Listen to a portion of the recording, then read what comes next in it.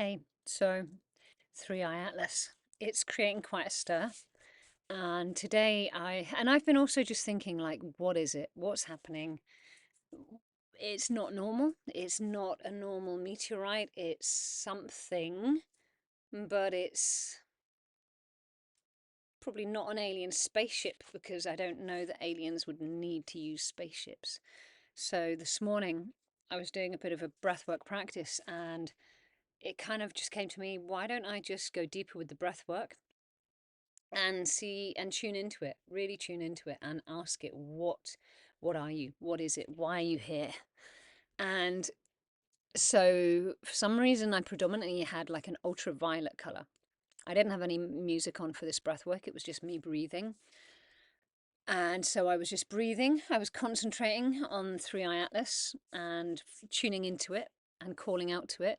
I kept focused on ultraviolet color and frequency. I'd just been bringing in new coherence into my light field, into my body, into my plasma. So this is a nice thing to do when you're doing a breathwork practice. If you do breathwork with holds when you breathe out, and I always find as I'm on the out breath, that's a time in the stillness, in the void, the out breath being like the death, the moment between the death and the rebirth is a very, for me, is a very beautiful time to reset things and to imprint things. So when I'm on the out breath, I imprint information and requests into my body. So whilst I was on the out breath hold, I was, um, what would be the word? Anchoring in higher frequencies into my blood plasma and asking my blood plasma to form into more coherent and more refined and higher frequency geometric structures and crystalline structures. So then that led into this 3i Atlas breath practice as well. I'm not a remote viewer, I'm not a channeler. I am a tracker and I track things. So, and using the altered state of breath work as a way of tracking is one of the tools that I use. So as I'm breathing, I'm tuning into it. And what I got, I just get to the point, what I got was 3i Atlas. It's coming from a long, long, long way away. Who knows? Nobody knows where it's coming from. And apparently there's only been 3 interstellar objects passing through our solar system. So it's very unique and it's very rare. Now, when an interstellar object comes, it's come from deep space. It's come from really far away. And obviously it has particles and imprints from way beyond our galaxy. So it can seed new energy, new information, and new particles into our solar system. So there were 2 things that came in for me. One is the impact on Mars. Now, in astrology, Mars is the masculine. Mars is, in its shadow aspects, it can be the aggressive. In its neutral, in its not light aspect, in its neutral aspect, it is dynamism. But often, because we've come out of a really negative, dark cycle of constriction and heaviness and density, it's often expressed in its heavy, denser expression, which is aggression and destruction.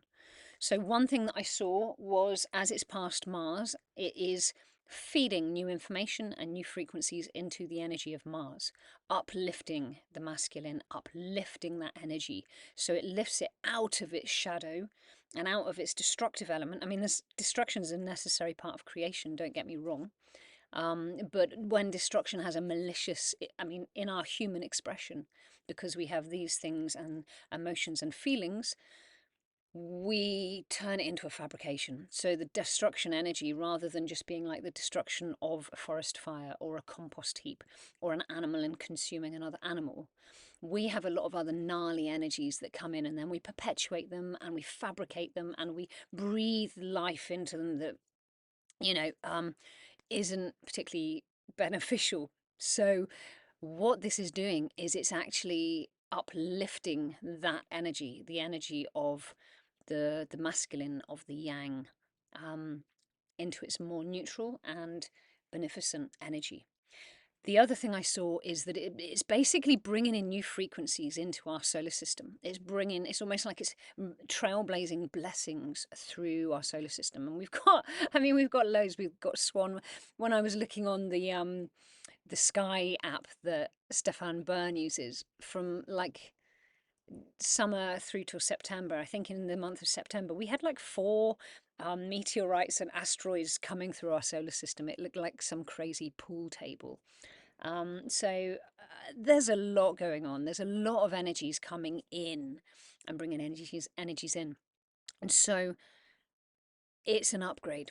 It's bringing not just frequencies and energies, but it's actually bringing particles. It's got like a whole cloud of carbon and nickel and goodness knows what other. I mean, I don't even know how they can tell it's carbon and nickel. I'm sure they've got like frequency things, but there's a lot of stuff in it. So it's bringing a trail of energy through the solar system, upgrading Mars, bringing in this more beneficent energy to the solar system, because we are upgrading now. We're upgrading now. We, on March full moon, as I mentioned in another video, the Earth itself has gone from being in an equal place of the light and dark to a fraction closer into the light. So we have, well, basically the dinosaurs, the empire, all the old BS, the destructive, the nasty, the gnarly, is kind of slowly on its way out. And this is another blessing to help humanity, to help the entire solar system uplift itself. I often think that humanity, we're going through the Yuga cycle. So it descends from the golden age down back into the dark age, or the age of darkness, which was about 2,400 years. Well, it's 1,200, but it kind of goes back to back. So we've just passed through all of that. And so humanity, I hear a lot of people saying, humans, or human nature, it's like competition, it's survival of the fittest.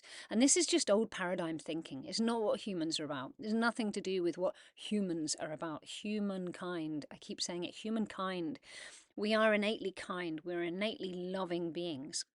But when we're badly managed, when we're cut off from source and cut off from the earth, this is another thing that I haven't said before that I've been meaning to. When we go through the Kali Yuga, the root chakra shuts, the crown chakra shuts. So we literally become separated beings. We literally cannot feel our connection to earth, to mother. We can't feel our connection to spirit and to father energy. So we're cut off from our mother and our father and the unity of all life. Our heart, if we haven't got the flow of energy connecting to earth and sky, the heart really struggles to awaken, because it needs that full polarity to connect through. And so during the Kali Yuga, the crown and the root close.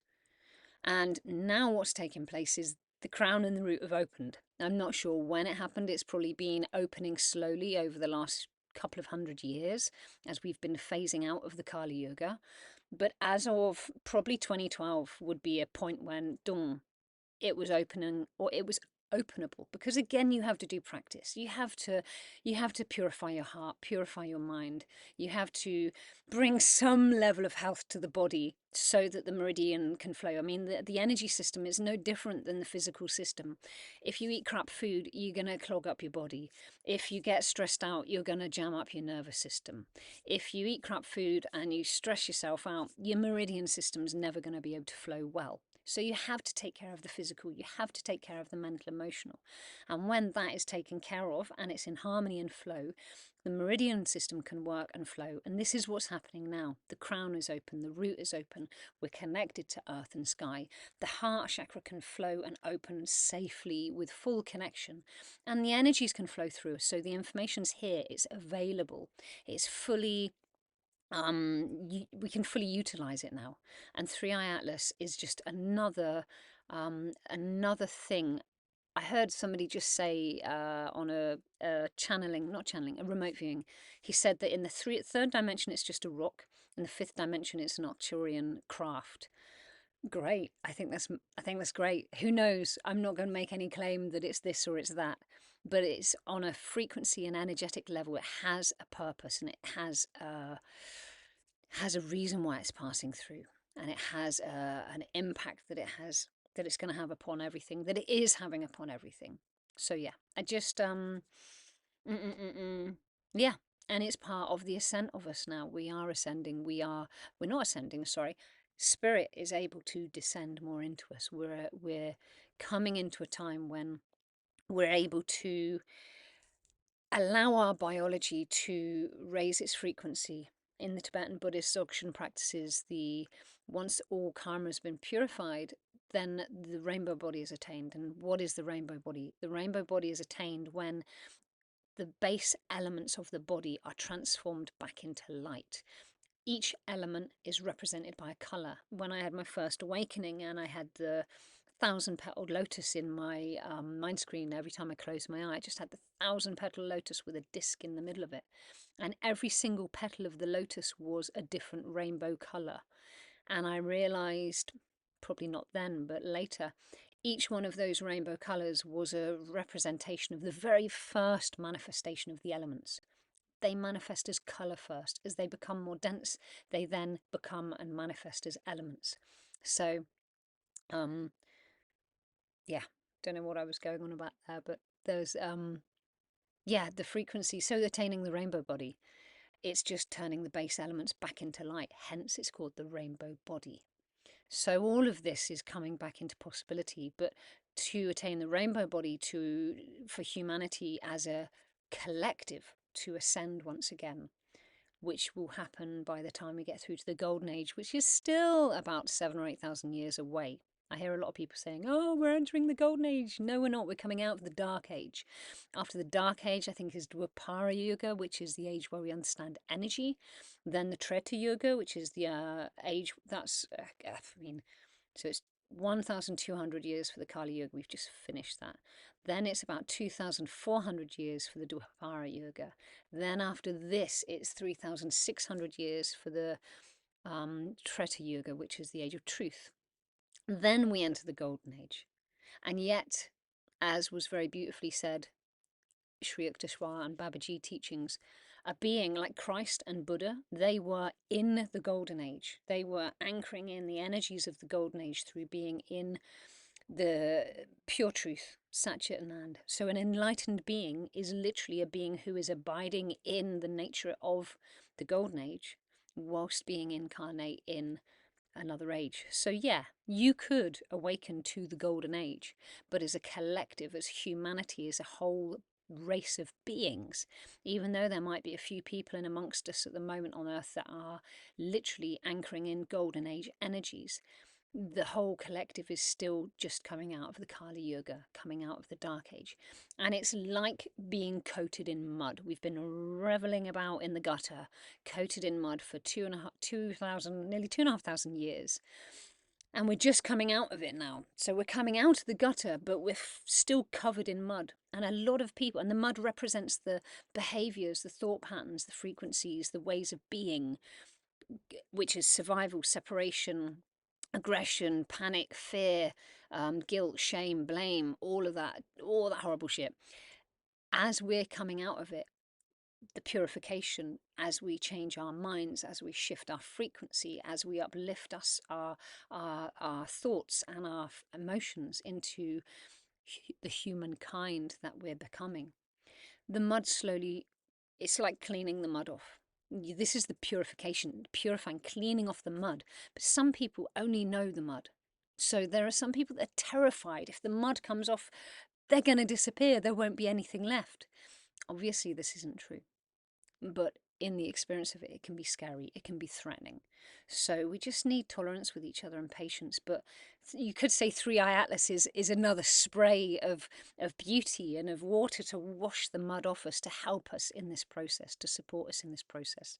So I would say in the next 3 years, regardless of what crazy shit's going on out in the outer world, because yes, there are nefarious beings in the world that will do everything they possibly can to keep you in a state of fear and terror and panic and constriction and absolute terror. So this is why we need things like Three Eye Atlas. This is why we need things like each other and the constant trust, the constant feeding into trust. And even if the world is falling apart around you, we have to trust. We have to be able to stare death in the face. We have to be able to stare the monster in the face and remain in a state of trust and not panic and stay anchored. Keep the crown open, keep the root open, keep the heart open. If you can stand in the face of any, you can stand in the face of any monster.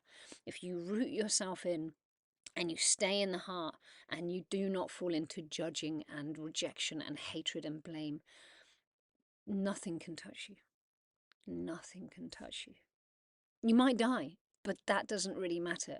You can't ever really die. You can leave your body, you can shed a body, you come into another one.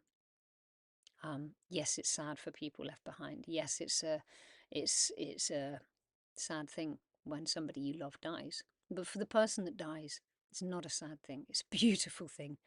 You know, they get to shed the density. They get to remember who they are, what they truly are, and then life breathes them back in again.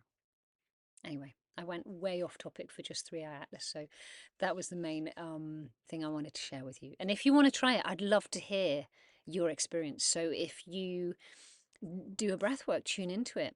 I mean, the ultraviolet light, I don't know where that came from. That just seemed true and right at the moment. Or just do a breath work and invite in the new energies of the higher frequencies and bring those new geometries into your blood plasma. Talk to your body, talk to your blood, talk to your plasma, talk to your heart, send it love. Really connect with it and bring those blessings in. Okay, much love. Take care.